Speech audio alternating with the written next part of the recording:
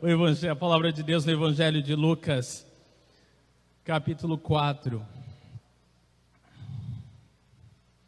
Nós vamos dar sequência ao estudo do Evangelho de Lucas. Lucas, capítulo 4. Essa noite nós vamos estudar dos versículos 14 até o 30. Lucas 4, de 14 a 30. Aos domingos estamos estudando o Evangelho de Lucas e o tema é Jesus, o homem perfeito. O versículo-chave é Lucas 19:10, pois o Filho do Homem veio buscar e salvar o que estava perdido. E há 2 semanas, nós vimos Jesus vencendo as tentações do diabo com a palavra de Deus e com o poder do Espírito Santo. Essa noite, dos versículos 14 a 30, nós vamos ver o ministério galileu de Jesus, nós vamos olhar a visita de Jesus à sua cidade natal, a Nazaré, e vamos ver o que acontece lá. O tema da mensagem de hoje é: quem agrada a homens, desagrada a Deus. Quem agrada a homens, desagrada a Deus. E nós vamos aprender com Jesus e com o seu ministério, a cidade de Nazaré, a sermos cheios de graça e de verdade. Esse é o ponto do estudo dessa noite. Amém? Vamos orar? Pai, obrigado, Senhor, porque Tu és bom, Tu és maravilhoso, Tu és fiel, Tu és glorioso, Tu és o Todo-Poderoso. Nossos corações se dobram diante da Tua majestade essa noite. Nós oferecemos a Ti, Deus, todo o louvor, toda a gratidão que Te é devida, e nós nos abrimos humildemente a Tua palavra essa hora, Senhor. Pedimos que o Senhor fale aos nossos corações através do Teu Espírito Santo. Senhor, vem com o Teu poder sobre as nossas vidas e nos transforma, Senhor. Nos transforma para que nós possamos Te seguir de uma forma ainda mais próxima, mais chegada, mais fervorosa, Senhor. Queremos fazer diferença na nossa geração, Senhor. Queremos ser homens e mulheres de Deus, usados por Deus, para que o Teu nome seja exaltado, Senhor. Nós Te louvamos, ó Pai, e pedimos que o Senhor fale aos nossos corações e nos sacuda, Senhor, que caia por terra tudo aquilo que não é do Senhor e que fique somente aquilo que é de Deus. Nós te damos toda a honra nessa hora e pedimos que o Teu Santo Espírito nos ensine, nos capacite a Te obedecer, a Te servir melhor. Em nome do Senhor Jesus Cristo, amém.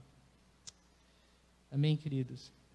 Então, nós temos visto o Evangelho de Lucas, aprendendo sobre a vida e o ministério de Jesus Cristo.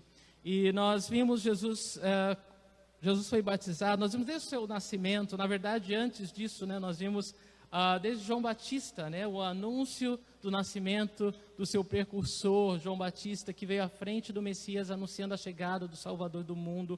Nós vimos Jesus nascendo em Belém. Nós vimos depois o seu ministério, o seu batismo, né? E depois do batismo de Jesus, as tentações do diabo. E agora Jesus, ele começou o seu ministério. E o pessoal da sua cidade natal, é claro que Jesus nasceu em Belém, porém ele cresceu em Nazaré, era a cidade dos seus pais.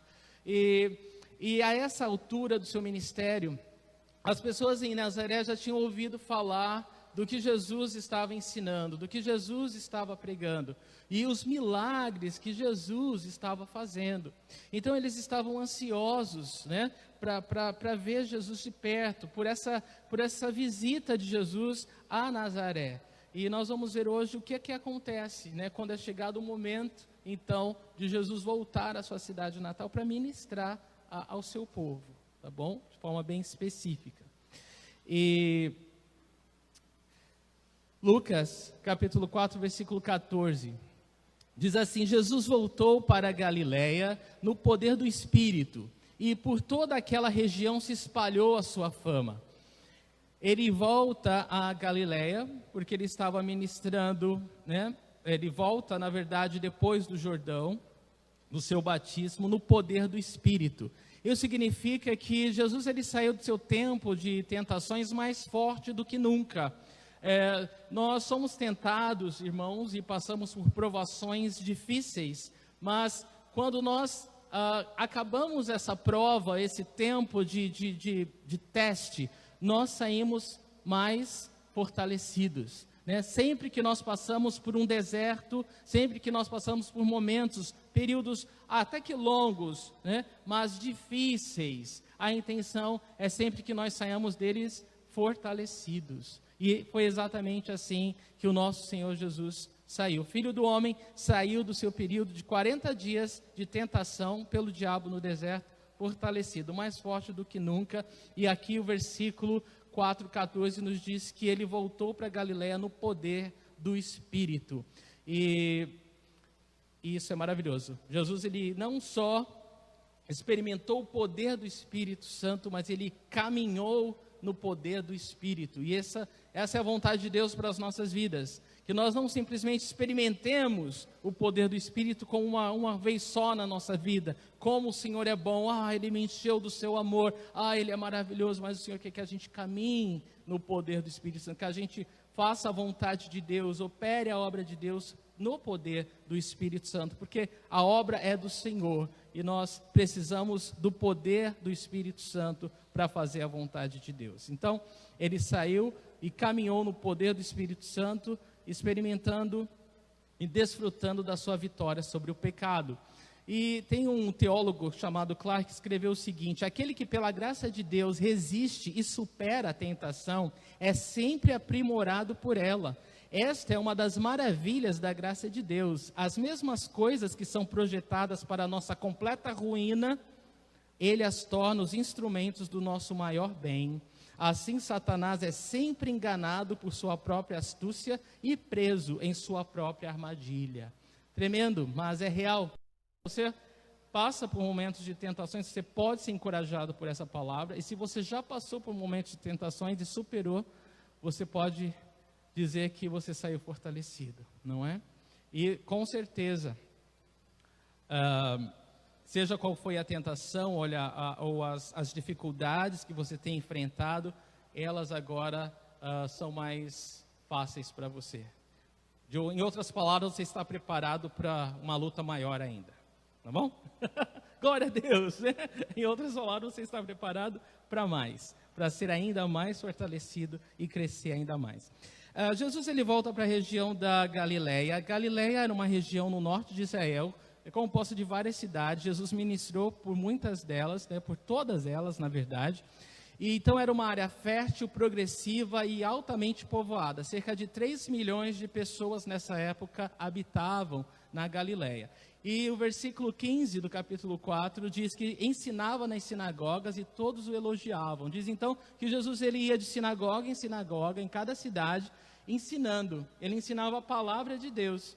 E qual era a reação das pessoas enquanto Jesus ia e ensinava a palavra? O que diz o versículo? Todos o elogiavam. Então as pessoas achavam que o ensino de Jesus era ótimo, que a pregação de Jesus era maravilhosa. As pessoas eram grandemente abençoadas através daquilo que ele dizia.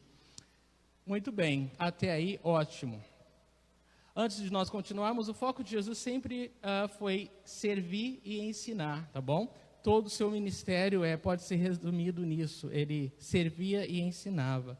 E até esse momento ele não tinha nenhuma oposição organizada contra ele, até esse momento, né? Nós vamos ver o que acontece então. Versículo 16, ele foi a Nazaré, onde havia sido criado, e no dia de sábado entrou na sinagoga, como era seu costume, e levantou-se para ler. Olha só que interessante, ele volta a Nazaré, a cidade que ele cresceu, e ali diz que no dia de sábado, que era o dia que os judeus se reúnem para adorar, é o dia do sábado, né? A igreja adora no domingo porque Jesus ressuscitou no domingo, né?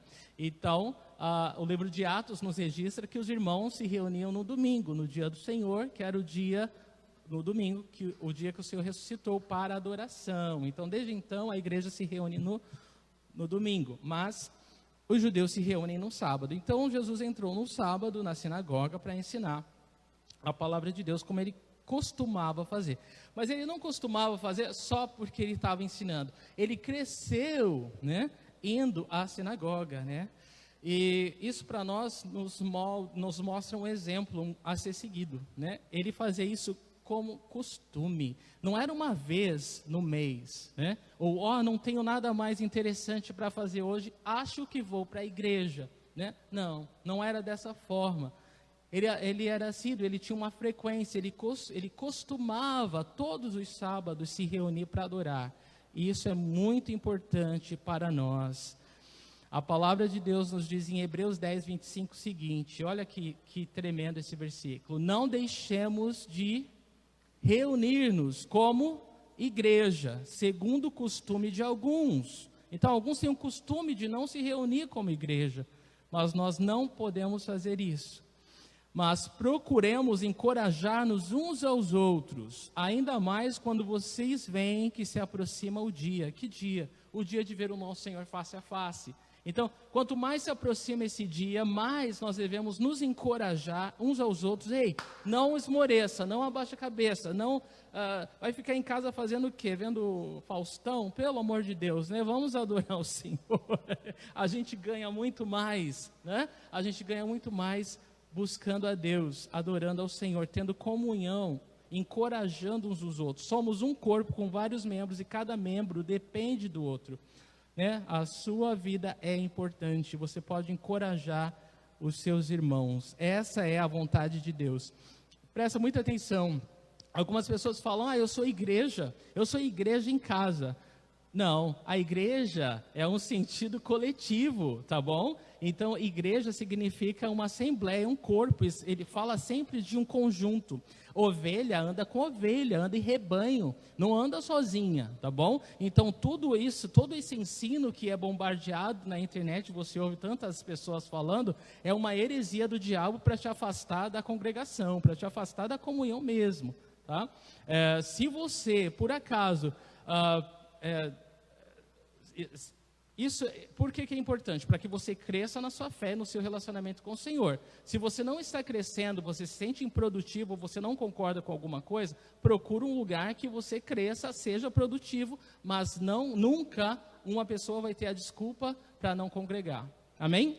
Nunca. Essa não é a vontade de Deus para nenhum dos seus, tá bom? Um ramo cortado da árvore, ele seca e morre. Ele não tem vida e ele não pode produzir fruto algum. Assim é quando nós não nos reunimos, não nos reunimos como igreja. Nós deixamos de frutificar. Tá bom? Isso é muito sério. Bom, mas Jesus, ele costumava se reunir para adorar, era seu costume. E ele chega na sinagoga em Nazaré e ele vai ler, tá? Então, estava todo mundo ali empolgado, porque Jesus finalmente estava ali em Nazaré, a sua cidade natal, para ministrar. As pessoas estavam empolgadas para ver o que iria ensiná-las, o que ele iria falar para elas. E uma coisa importante, há pouco tempo antes desse momento, Jesus ele tinha se mudado, ele tinha saído de Nazaré, né, para morar em Cafarnaum. E Cafarnaum ficava perto ali do mar da Galileia. E Jesus fez muitos milagres em Cafarnaum. Em Mateus 4, de 12 a 13, diz assim: quando Jesus ouviu que João tinha sido preso, ele voltou para Galileia, saindo de Nazaré, foi viver em Cafarnaum. Então, desde o momento que João Batista foi preso, Jesus ele volta para Galileia, mas ele se muda de Nazaré para Cafarnaum. E as pessoas de Nazaré já tinham ouvido, né, da fama de Jesus e dos milagres que ele tinha feito em Cafarnaum, tá? Então, imagina a Jesus no meio dessa congregação em Nazaré, com aquelas pessoas que já o conheciam, que tinham visto Jesus crescer ali entre eles, né? E na expectativa de ouvir o que Jesus iria ensiná-las agora, tá? Se Jesus que, né, jogava bola com os meninos agora, ele é um homem, né? E agora ele é um homem de Deus e ele prega a palavra de Deus. Então eles estavam nessa expectativa. E aí no Lucas, versículo 4, versículo 17, diz que foi-lhe entregue o livro do profeta Isaías. Foi-lhe entregue o livro do profeta Isaías, abriu e encontrou o lugar onde está escrito. Então, se ele encontrou o lugar, é porque ele procurou esse lugar. Então, Jesus, ele recebe aquele pergaminho, rolo de pergaminho, ele procura o livro de Isaías e encontra o lugar onde está escrito os versículos a seguinte. Mas antes da gente ler o versículo que ele vai ler Isaías 61, 1 e 2. Eu queria falar algumas coisas. A primeira delas é qual era a ordem, né, usual numa sinagoga. Primeiro, oração de abertura, depois louvor, e então a leitura da lei, que é o Pentateuco, né, os 5 primeiros, ou a Torá, né, os 5 primeiros livros da Bíblia, do Antigo Testamento, e depois a leitura dos profetas.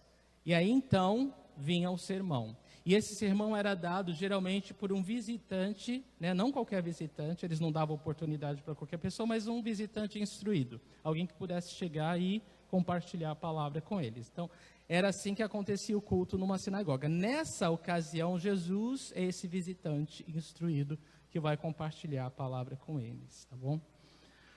Então, vamos ler o que Jesus leu. Lucas 4:18. O Espírito do Senhor está sobre mim, porque Ele me ungiu para pregar boas novas aos pobres. Ele me enviou para proclamar liberdade aos presos e recuperação da vista aos cegos, para libertar os oprimidos. Jesus, ele lê essa passagem de Isaías, que é uma profecia messiânica, é uma profecia que diz, que fala em relação ao Messias. E quem é o Messias? O Messias, a tradução para Messias é o ungido de Deus. Aquele que foi escolhido, separado, capacitado por Deus para fazer uma missão, para cumprir uma missão de Deus. Então, o ungido é o Messias, que em grego significa Cristo. Então, a palavra Cristo, Jesus Cristo é Jesus ungido.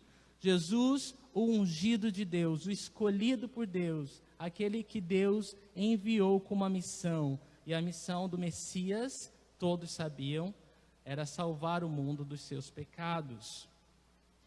Pois bem, essa passagem que Jesus leu era uma profecia messiânica, e Jesus lê, e é claro que ele segue, né? Ele não para por aí.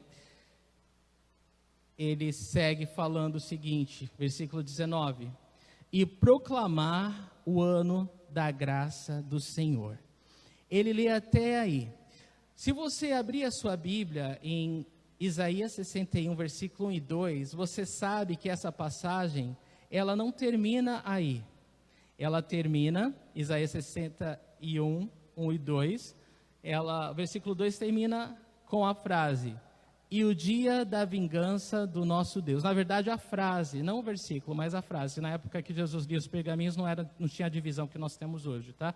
A frase que ele estava lendo, ela acaba aqui: para proclamar o ano da bondade do Senhor e o dia da vingança do nosso Deus. Só que Jesus, ele não leu o dia da vingança do nosso Deus. Ele parou para proclamar o ano da bondade do Senhor. Presta muita atenção nisso, que é bem importante para o resto da mensagem, né? Jesus, ele para no meio da frase. Guarda isso, para proclamar o ano da vingança, o ano da graça do Senhor. Primeira parte, no versículo 18, quando ele fala que o Espírito do Senhor está sobre mim, ele fala de toda a missão que o Messias ele faria, ele cumpriria. Os rabinos, eles já costumavam ensinar as congregações de que aquilo estava se falando do Messias do Salvador. Isso é importante. E as pessoas sabiam que a palavra ungido significava essa pessoa, esse enviado de Deus, que salvaria o homem dos seus pecados. Então havia uma expectativa muito grande, principalmente dos judeus, porque ia libertá-los do jugo romano, né? Na cabeça deles, isso ia acontecer através do Messias. Então, eles estavam super empolgados. Na cabeça deles isso vai, né, acontecer e está perto, e talvez seja esse daí, né? Eles estavam esperançosos, vamos dizer assim. Uma coisa importante antes da gente continuar é que o óleo é unção. O que significa ungir, né? Eu já falei para vocês, mas na língua portuguesa é esfregar ou polvilhar, aplicar unguento a, ungir um líquido oleoso a. É usado para feridas, né? Para ungir feridas, para curar.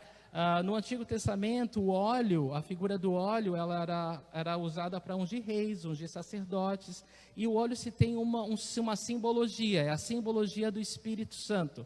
Então, o óleo é um símbolo externo, né, do Espírito que estava atuando dentro da pessoa, tá? Para a obra que Deus havia separado aquela pessoa.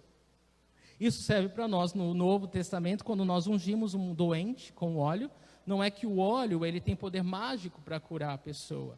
Ele simplesmente é uma representação do Espírito Santo, é um símbolo do Espírito, né? E que, na verdade, vai fazer a cura, tá? Toda a cura vem de Deus, tá? E simplesmente o óleo é um símbolo do Espírito Santo. Muito bem, isso é importante saber. E nesse primeiro versículo 18, nessa primeira parte da leitura de Jesus, o versículo 18, ele fala da obra do Messias, e eu quero ler com detalhes para você. Ele fala lá no versículo 18 do capítulo 4, que o Messias ele vinha pregar o evangelho aos pobres. O pecado ele empobrece. E o Messias ele veio trazer boas novas aos pobres. Aos pobres não só financeiramente, materialmente, mas principalmente os pobres em espírito. Todo pecador é pobre em espírito, porque um pecado já o torna incapaz de herdar o reino dos céus. Então, com o pecado, nós já perdemos tudo, né? Então, nós somos pobres, miseráveis. Então, o Messias, ele trouxe boas novas, ele trouxe boas notícias aos pobres. E a outra coisa que o Messias veio fazer era curar os quebrantados de coração. O pecado, ele também quebra coração. Talvez há muitas pessoas com o coração quebrado por causa do pecado. Mas o Messias tem boas notícias para os quebrados, para os de coração aquebrantado. O Messias também ele veio proclamar liberdade aos cativos. O pecado ele aprisiona, ele escraviza as pessoas. E o Messias ele veio libertar as pessoas aprisionadas pelo pecado.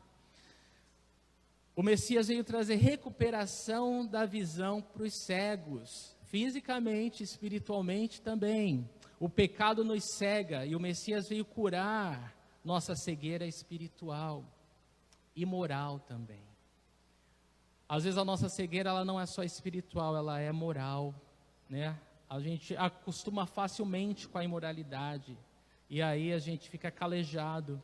Mas a boa notícia é que o Messias ele veio recuperar a visão daqueles que ficaram cegos pelo pecado. E o Messias também veio pôr em liberdade aqueles que são oprimidos pelo diabo. O pecado ele oprime as suas vítimas e o Messias vem para trazer liberdade aos oprimidos. Louvado seja Deus pela missão do Messias, não é? Todos nós fomos grandemente abençoados por conhecer Jesus Cristo. E olha que lindo, felizmente Jesus ele não só veio pregar a libertação, né? Ou trazer libertação, ele é a nossa libertação, amém? Jesus ele é a nossa libertação. Se você deixar Jesus, você está perdido novamente. É ou não é?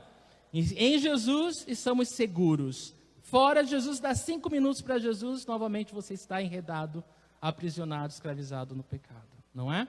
Então Jesus, ele é a nossa libertação. Ele é a nossa salvação e ele é a nossa libertação. Morrison, outro teólogo, disse: Cristo é o grande inimigo de todas as amarras. Ele é o amado e a luz da liberdade. Ele é o grande inimigo de todas as amarras. Louvado seja Jesus, porque não há amarra tão forte que ele não possa quebrar. Amém? Glória a Deus, né? Muito bem, e agora no versículo 19, a continuação da missão do Messias e proclamar o ano da graça do Senhor. Do que fala isso, o ano da graça? O ano da graça, o ano aceitável do Senhor, está falando desse período em que a graça de Deus seria pregada, em que Deus ele abriria a oportunidade para que todo o mundo pudesse ser salvo através da graça de Deus. Então, olha só como isso é importante, tá? Jesus ele veio, né, nós lemos no versículo 18, a missão do Messias, ele veio salvar, né, o que estava perdido, ele veio buscar e salvar o que estava perdido, isso somos todos nós, mas é importante dizer que ele veio anunciar o ano da graça, esse período da graça. A palavra de Deus nos fala que vai chegar um dia, um momento em que esse período da graça ele vai acabar. É a plenitude dos gentios. Quando a plenitude dos gentios chegar ao fim, esse tempo da graça, esse ano da graça, ele encerra, né? E aí a gente espera a volta do Senhor, né? Como igreja do Senhor, nós estamos esperando a volta do Senhor. Quando completar a plenitude dos gentios chegar, esse tempo da graça vai se encerrar e Jesus ele vem buscar a sua igreja. A partir daí, a partir do ano da graça, o que segue é a continuação de Isaías 61, versículo 2. O dia da vingança do Senhor. É por isso que Jesus ele parou no ano da graça. Porque hoje nós estamos no ano da graça. Hoje qualquer pessoa, judeu ou gentil, qualquer pessoa em qualquer lugar do mundo, qualquer pecador pode ser salvo pela graça por meio da fé. Amém? Qualquer pessoa hoje pode ser salva pela graça de Deus por meio da fé em Cristo Jesus. Esse é o ano da graça. Só que esse período da graça, ele vai chegar ao fim. E ele já está chegando ao fim. Hoje, há esse espaço de tempo, né, onde Jesus parou a leitura, até o dia da vingança, que vai ser quando Jesus voltar. Já se passaram 2018 anos. É o espaço que compreende o período onde Jesus parou a leitura ali, daquela frase e o final dela. Mas Jesus vai voltar. O dia da vingança segue o período da graça, mas hoje nós estamos vivendo o ano da graça do Senhor, o ano aceitável do Senhor. E o ano da graça do Senhor para o judeu era algo que eles entendiam muito bem, porque no Antigo Testamento, se você é estudante da Bíblia, você quer anotar, em Levítico 25, versículos de 9 a 15, a palavra de Deus nos fala do ano do jubileu. E o que era o ano do jubileu? Era o período era o ano em que todas as dívidas elas eram quitadas no sentido de canceladas. Todas as dívidas eram canceladas. Então, não importava quanto você devia para o seu Zé da esquina, agora você não deve mais nada. Mas não importa se você vendeu os seus escravos para pagar uma dívida, se você perdeu sua casa para pagar a dívida, no ano do jubileu voltava para você. Então, o ano do jubileu era um ano assim, em que todas as dívidas eram canceladas, as propriedades voltavam para o seu proprietário original, onde tudo começava do zero novamente. Então, esse era o ano do jubileu, o ano do jubileu. E quando Jesus falou e anunciar o ano da graça do Senhor, o ano aceitável do Senhor, que era o que o Messias vinha fazer, as pessoas queriam entender exatamente o que significava isso. E Jesus ele vai explicar. E é bem possível que Jesus tenha voltado a Nazaré nessa época, nesse ano, por ser o ano do jubileu. Com certeza era. Para que eles pudessem entender exatamente o ministério de Jesus. Mas veja só, no versículo 20 que diz: Então ele fechou o livro e devolveu ao assistente e assentou-se. Na sinagoga todos tinham os olhos fitos nele. Então Jesus, ele pega o pergaminho, ele lê Isaías 61, 2, e ele fecha o livro, e ele devolve ao assistente da sinagoga e se senta. Quando Jesus senta, não é sentar no lugar que ele estava sentado, no meio da congregação, mas ele se senta para ensinar agora, porque na época eles sentavam para ensinar, não ensinavam em pé, como aqui. Eles sentavam para ensinar. Então Jesus, ele senta. Mas olha o que diz o fim do versículo 20. Como é que estava a expectativa do povo? De olhos vidrados, né? Eles não piscavam. Jesus tinha acabado de ler uma profecia messiânica. E eles estavam com os olhos vidrados nele. Eles nem sequer piscavam. E a pergunta que eles faziam é: como ele vai explicar isso que ele acabou de ler agora, tá? Essa era a pergunta que eles tinham no coração. Versículo 21. E ele começou a dizer-lhes: hoje se cumpriu a escritura que vocês acabaram de ouvir. Olha que lindo. Eles estavam tão empolgados para ouvir a explicação daquela passagem que Jesus está dando para eles. Hoje se cumpriu a escritura que vocês acabaram de ouvir. O que Jesus estava falando? Isaías estava falando de quem?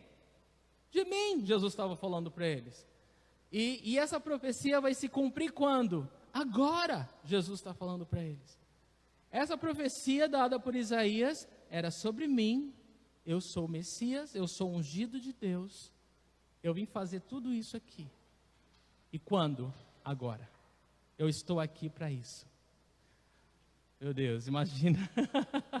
Imagina como que aquela congregação não estava, né? E aí vamos ver a resposta deles, tá? Versículo 22, todos falavam bem dele e estavam admirados com as palavras de graça que saíam de seus lábios. Então presta atenção que a princípio, é claro que Jesus não falou só essa frase que Lucas resumiu para a gente. Jesus ele explicou, né? Porque dá a entender que todos ficaram admirados com as palavras de graça que saíam de seus lábios. Ou seja, ele explicou, né, com detalhes o fato dele ser o Messias e daquela profecia se cumprir naquele momento. E a princípio as pessoas gostaram. As pessoas sentiram a graça de Deus, a bondade de Deus, né, através das palavras que Jesus estava falando. Então elas foram tocadas. Mas, tem um mas aqui, né? O problema é sempre o mas, né? Aí nesse bendito versículo tem um mais. Seria bom se tivesse acabado antes, mas, porém, contudo, no entanto, não parou aí. E eles começaram a se perguntar, vem cá, não é esse o filho de José? Parece uma pergunta tão simples para nós, né? Mas Jesus, ele conhece a intenção dos corações. E a resposta de Jesus, ela revela o que estava nos corações dessas pessoas. O que estava passando na mente delas enquanto Jesus estava falando, enquanto Jesus estava ensinando. Não é tremendo que Deus pode ver o que o homem não vê? E Jesus, ele vai responder essa pergunta, tá? Mas antes eu quero dizer para você o seguinte, foi muito triste para eles, para aquela congregação, ouvir dos milagres de Jesus em Cafarnaum, ouvir da fama de Jesus, né, durante seu ministério, mas se perder no fato de Jesus ser alguém muito próximo para eles, né? Jesus ele brincava de bola com os meninos, ele jogava taco na rua, ele brincava de mano é mula, né? E todas essas coisas, e agora ele está falando para nós, né? Aqui na sinagoga. Então começou a rolar uns sentimentos estranhos, né, dentro deles. Então eles começavam a questionar Jesus, eu quero só falar isso para você, ele era simples demais para que eles pudessem aceitá-lo agora como um homem de Deus, ou melhor dizendo, o Messias de Deus. Vocês estão entendendo? Era simples demais. Ele era simples demais.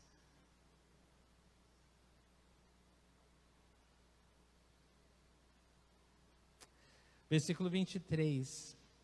Agora Jesus, conhecendo o coração deles, olha só o que o Senhor fala. Jesus lhes disse, é claro que vocês me citarão este provérbio. Médico, cura-te a ti mesmo. Faze aqui em tua terra o que ouvimos que fizeste em Cafarnaum. Então Jesus ele está explicando o que estava no coração deles. E Jesus fala, vocês vão me falar, médico, cura-te a ti mesmo. O que quer dizer isso? Você é médico? Você tem cura para oferecer? Então cura você mesmo. Ou em outras palavras, nos prova que você é quem você diz que é. Faz no nosso meio os mesmos milagres que você fez lá em Cafarnaum. A gente quer ver. Então, a princípio eles estavam tão admirados, eles foram tocados, eles viram a unção de Deus, a presença de Deus, o toque de Deus, mas eles não cederam, não foram humildes o suficiente para simplesmente crer. Eles começaram a duvidar. Eles começaram a colocar em xeque quem Jesus realmente era. Esse é o Jesus que cresceu com a molecada. Nós não aceitamos que ele seja quem ele diz que é. E aí Jesus está falando, vocês querem que eu faça os mesmos milagres aqui para vocês? Olha só o que Jesus vai fazer. Versículo 24. Continuou ele, digo-lhes a verdade, nenhum profeta é aceito em sua terra. Jesus, em outras palavras, não faz nenhum milagre para eles. Por quê? Por que Jesus não faz?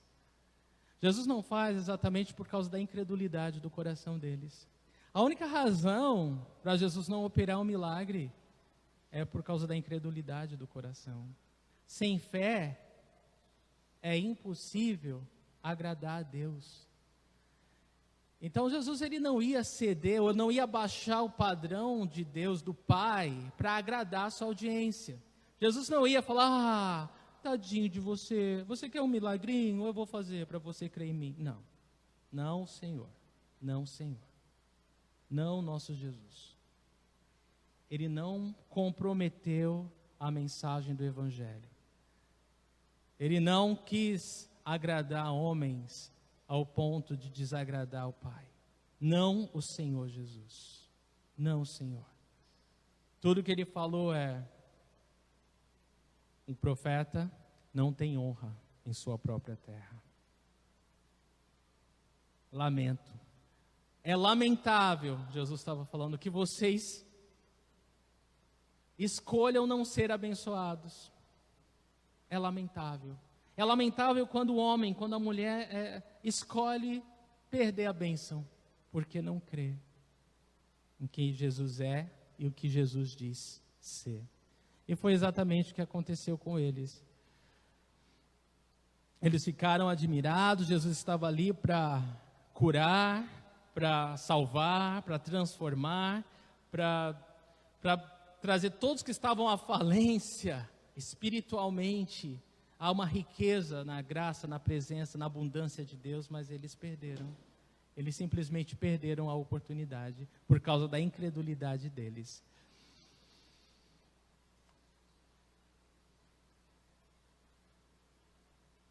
Esses milagres que foram feitos em Cafarnaum, você pode estudar em casa, estão no Evangelho de João de 1 a 4, Lucas ele não cita eles, mas João de 1 a 4, você vai ler os milagres que Jesus realizou em Cafarnaum, e eram os milagres que as pessoas em Nazaré queriam ver como um espetáculo, né? Queriam ver como algo circense, não queria ver porque estavam acreditando que Jesus era, ou que Jesus estava falando. E isso é triste, né? Por causa da incredulidade deles, eles perderam Jesus de fazer os milagres. Irmãos, é muito fácil das pessoas próximas de nós duvidarem da nossa transformação, não é verdade? Não sei quantos de vocês já passaram por isso, né? Você era antes de conhecer o Senhor, aí você conhece Jesus, Ele faz uma obra na sua vida, e as pessoas próximas de você, elas têm que tipo de atitude? As mesmas das pessoas de Nazaré. Você, né?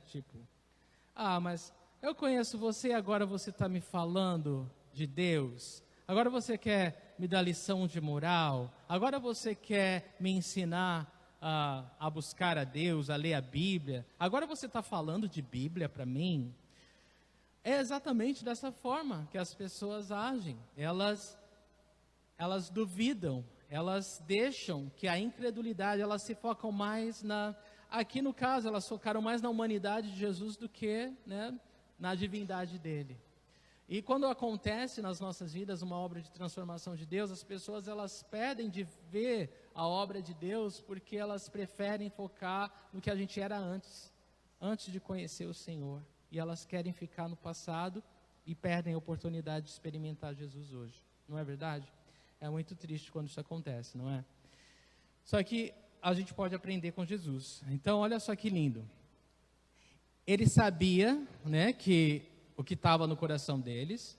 Ele não cedeu em nenhum momento à pressão que eles estavam causando. E simplesmente se recusou a operar um milagre ali. Spurgeon, ele fala uma coisa que eu tomei nota, quero ler para vocês. Ele diz assim: aprendi com base neste incidente na vida de nosso Senhor, que não é tarefa do pregador procurar agradar a sua congregação. Se ele trabalha para esse fim, ele provavelmente não irá alcançá-lo, mas se ele conseguisse obtê-lo, que sucesso miserável seria. Seria miserável, porque quando você tenta agradar todo mundo, você não agrada ninguém. Você já tentou fazer isso? Não tenta, né? Essa é a lição, né? Nem tenta, porque você nunca vai conseguir agradar a todos. Jesus, ele não conseguiu agradar a todos, mas ele estava convicto de que ele tinha que continuar a fazer o quê? O que agradava ao Pai. Então você simplesmente tem que estar convicto, tem que estar certo de que você está agradando a Deus. Isso é o principal. Isso é o mais importante. O que o A e o que o B falam, pensam, dizem, não importa, como importa o que Deus pensa e o que Deus fala a seu respeito. É isso que você tem que ter certeza que você não vai se desviar nem para a direita nem para a esquerda. E independente da resposta das pessoas, você vai continuar inabalável, servindo ao Senhor fielmente naquilo que Ele te mandou fazer. Então essa é a lição que a gente aprende com Jesus. Ele diz no versículo 24, eu vou repetir: nenhum profeta é aceito em sua terra. Irmãos, é muito fácil as pessoas da sua família, elas ouvirem mais uma outra pessoa falar de Jesus do que você. É muito fácil as pessoas que estão mais próximas de você ouvirem ou darem atenção para que outra pessoa fala, né, sobre Deus para ela do que você.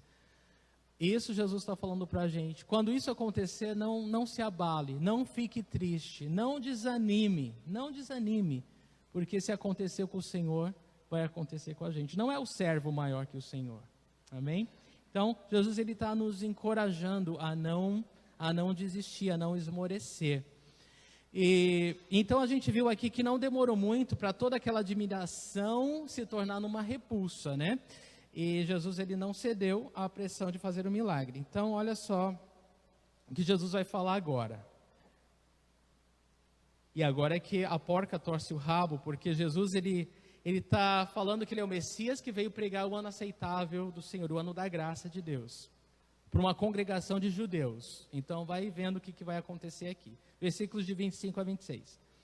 Asseguro-lhes que havia muitas viúvas em Israel no tempo de Elias, quando o céu foi fechado por 3 anos e meio, e houve uma grande fome em toda a terra.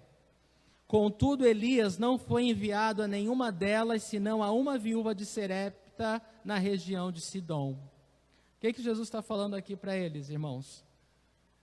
Jesus está falando, olha, eu vou falar para vocês, eu vou lembrá-los de uma verdade. E ele cita um exemplo do profeta, na vida do profeta Elias, e depois na vida do profeta Eliseu, que sucedeu Elias. Então, primeiro ele fala, olha, no tempo de Elias, haviam muitas viúvas em Israel. Muitas. Só que não foi a nenhuma dessas viúvas de Israel que ele foi enviado por Deus. Mas há uma viúva fora, gentílica, uma viúva que não era de Israel. Há uma viúva em Serepta, na região de Sidom. Olha só, o profeta ele contornou todas as viúvas de Israel para encontrar uma viúva nessa cidade de Sarepta. E a gente sabe a história. 1 Reis 17, de 8 a 16. Você que é estudante da Bíblia vai ler em casa. E a gente vai falar sobre isso na quinta-feira, na nossa comunhão. Mas presta atenção nisso aqui. Jesus está falando para eles o seguinte: o profeta de Deus foi enviado para uma estrangeira. E ele não para. Depois a gente vai concluir o restante. Ele continua no versículo 27. Também havia muitos leprosos em Israel no tempo de Eliseu, o profeta. Todavia nenhum deles foi purificado, somente Naamã, o sírio.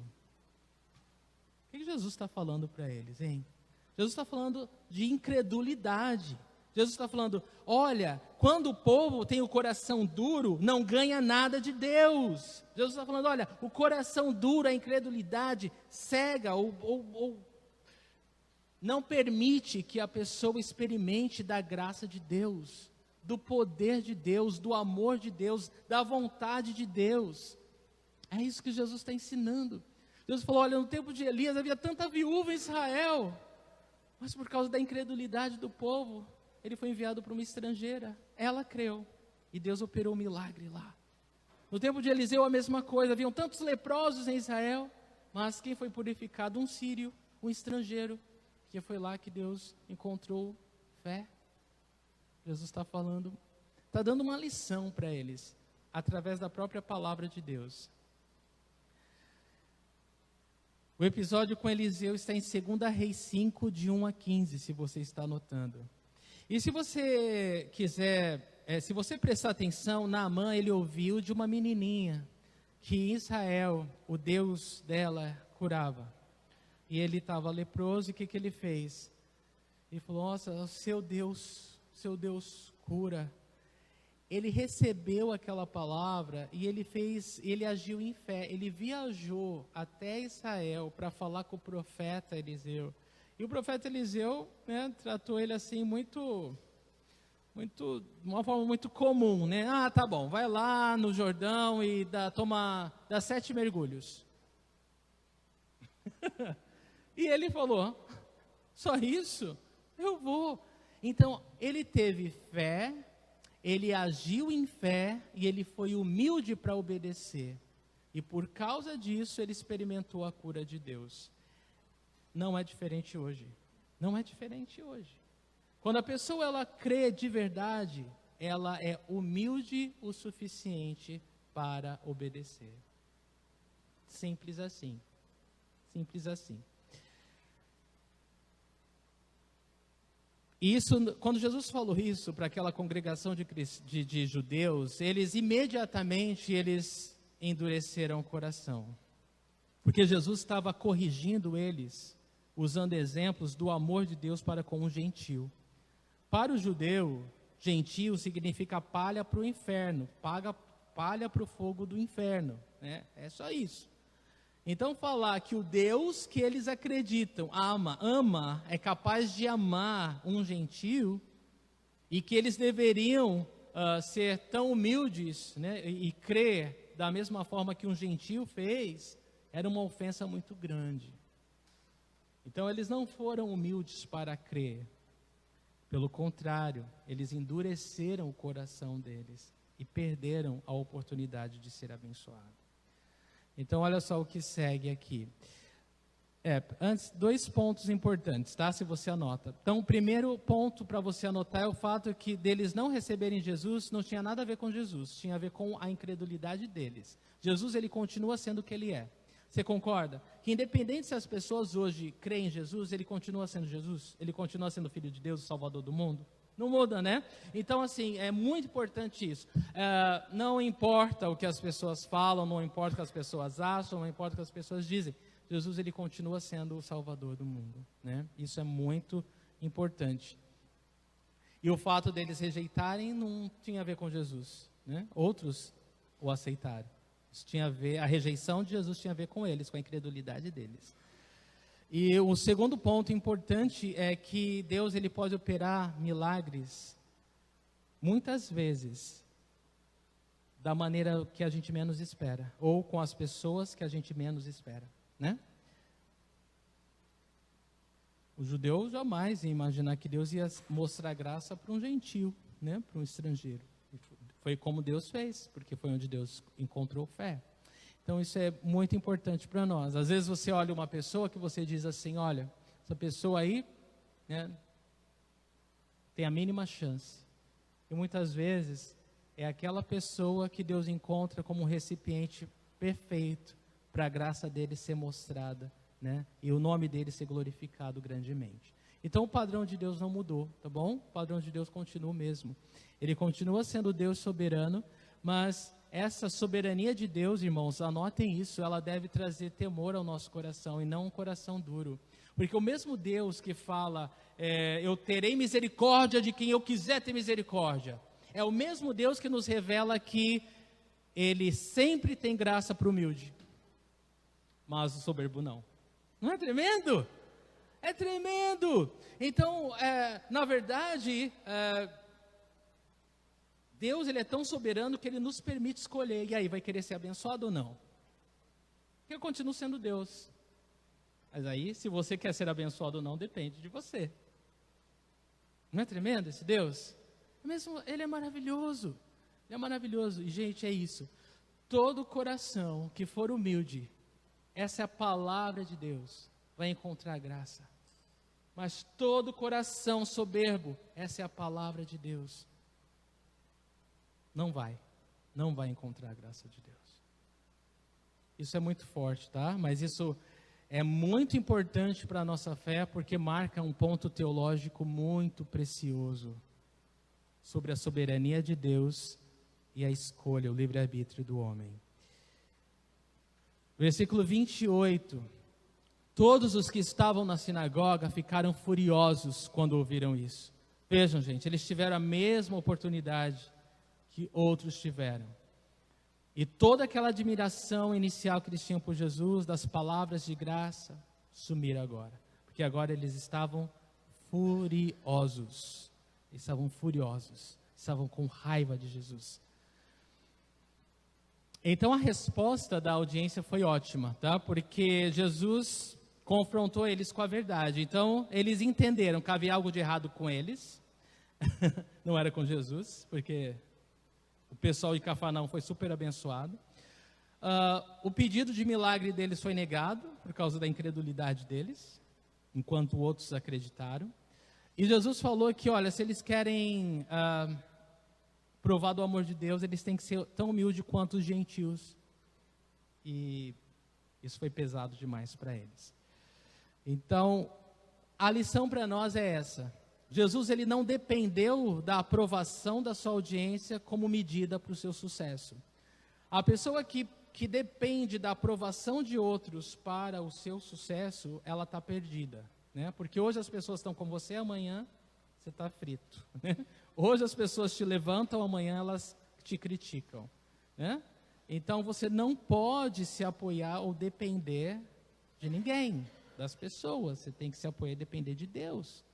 Esse é o ponto que Jesus nos ensina. As mesmas pessoas que falavam, Hosana, bendito que vem em nome do Senhor, estavam poucos dias depois falando o quê? Crucifica-o, crucifica-o, crucifica-o. Mas Jesus, ele conhece o coração do homem, ele nunca se deixou levar por ele. Então é ilusão você querer agradar as pessoas ou baixar o padrão para satisfazê-las, tá bom? Versículo 29. Levantaram-se e expulsaram-no da cidade, o levaram até o topo da colina sobre a qual fora construída a cidade, a fim de atirá-lo precipício abaixo. Então a reação da audiência foi essa. Eles levaram Jesus ao topo de uma colina para empurrá-lo. Eles queriam matá-lo apedrejado. E o método de apedrejamento era esse. Eles empurravam a pessoa de um barranco, a pessoa caía, né, do precipício, quebrava a perna, bacia, não podia correr. E aí eles só atacavam pedra até a pessoa morrer. É um modo covarde, né, de matar alguém. Mas era assim que eles matavam. Então eles queriam matar Jesus, olha só. Eles saíram da igreja para matar o cara, né? Eles não estavam cheios do Espírito, não. Eles estavam cheios da carne. E aí eles estavam muito, muito irados com Jesus. Então eles tentaram matá-lo. Santo Agostinho, ele fala uma coisa interessante. Ele diz que eles amam a verdade quando os ilumina, mas odeiam a verdade quando os acusa. E há muitas pessoas hoje assim, né? Ela lê a Bíblia e aquilo que agrada, ela fala, ai, que palavra linda, maravilhosa, eu quero essa. Aí quando a palavra confronta, pecado, tem que se arrepender, tem que deixar, ai não, essa daí pula, né? Então, é verdade ou não é? Então as pessoas, elas querem, né, a verdade, a palavra de Deus, quando lhe convém. Mas elas rejeitam a verdade, a palavra, quando não lhes convém. Ou seja, ou melhor, quando lhes convém também, né? Então, isso é horrível.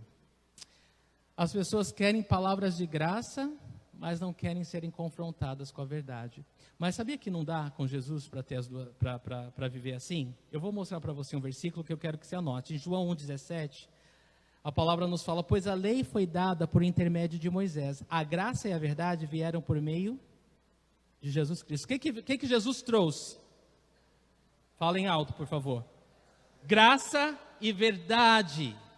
Jesus trouxe graça e verdade. De novo, Jesus trouxe graça e verdade. Não dá para eu falar que eu tenho Jesus se eu só quero a graça. Não dá para ter Jesus pela metade. Ou eu quero Jesus, ou eu rejeito Jesus. Se eu quero Jesus, eu quero a graça e a verdade. Mas eu não tenho como, aquela assembleia, como nós hoje não temos como negociar isso. Eu quero só a graça, a verdade deixa para o outro. Eu quero a graça para mim, a verdade deixa para o meu irmão ali. Não existe a mínima possibilidade disso acontecer. Isso é muito importante para nós, porque nós não podemos nos enganar de achar que o Cristo que estamos seguindo é um Cristo que não é o bíblico. Porque o Cristo bíblico, ele é cheio de graça e cheio de verdade. Não tem como desassociar essas duas coisas. Vocês entendem isso, gente? É muito importante isso. Não dá para ter Jesus pela metade. Ou você o tem ou você o rejeita. As pessoas que o rejeitaram, estavam rejeitando, sabe o quê? O ano da graça do Senhor. E estavam se dispondo a enfrentar o dia da vingança do Senhor, que era o dia que segue o tempo da graça de Deus. As pessoas que rejeitam Jesus hoje, elas estão escolhendo encarar a vingança de Deus, o dia que o juízo de Deus vai cair sobre toda a humanidade, por causa de todo o pecado, de todo o mal desse mundo ímpio. Se a gente crê em Jesus, a gente aceita que Ele pagou na cruz os nossos pecados, e nós somos absolvidos do juízo. Mas se nós rejeitarmos a Cristo, nós estamos falando, eu rejeito a salvação de Deus e a graça de Deus. E eu vou ser julgado, vou morrer e ficar eternamente afastado da presença de Deus. É triste rejeitar a graça de Deus. É triste ter que encarar o dia da vingança do Senhor. É interessante que Lucas, nessa primeira parte, essa primeira ministração que ele relata para nós do ministério de Jesus, já nos mostra como seria, né, o ministério de Jesus até o fim. Só veio fazer o bem e abençoar as pessoas, salvar e buscar o que estava perdido. Contudo, foi odiado e tudo que as pessoas queriam era matá-lo. Versículo 30, Lucas 4:30, mas Jesus passou por entre eles e retirou-se. Então, eles queriam um milagre, e Jesus fez um milagre ali, eles nem puderam ver, eles estavam tanta raiva, que estavam cegos de raiva, e não viram o milagre. Eles levaram Jesus numa colina para tirá-lo, Jesus passou entre eles e eles não perceberam, porque a raiva os cegou. Eles não viram o milagre, Jesus fez o milagre, e se retirou do meio deles. Não era a hora do Senhor pagar o preço dos pecados da humanidade ainda. Gente, mas para nós terminarmos, vamos só meditar nisso. Uma pergunta, a frase, nenhum profeta é aceito em sua terra, se aplica a você? Sim ou não? Se sim, não se deixe abater. Cada um tem seu próprio tempo para responder à verdade. Jesus é o caminho, a verdade e a vida, ninguém vem ao Pai senão por Ele. Então as pessoas têm o seu próprio tempo para responder a Jesus, para responder à verdade, para ter o seu coração duro, quebrantado.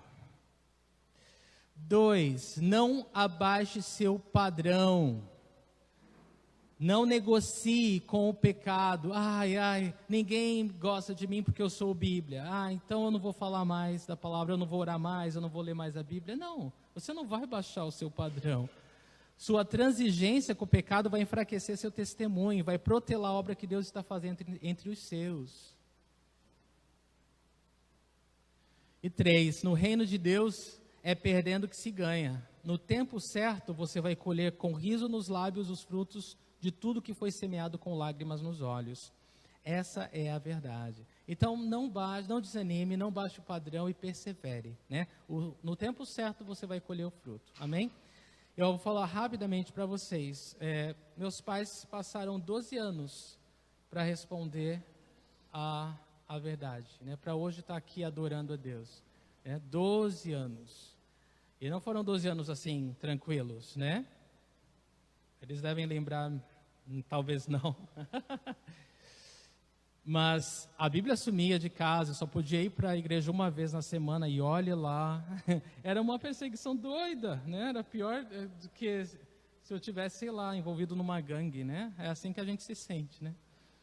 Mas Deus é fiel, né? E foi muito bom perseverar, né? Porque hoje a gente pode colher os frutos. E é real, gente. Não importa o tempo que demore, né? Simplesmente não baixe o padrão, continue perseverando, né? E fazendo o que Deus te mandou fazer, tá bom? O resto, o Senhor vai fazer. O Senhor te surpreenderá. Vamos ficar de pé e agradecer? Em nome de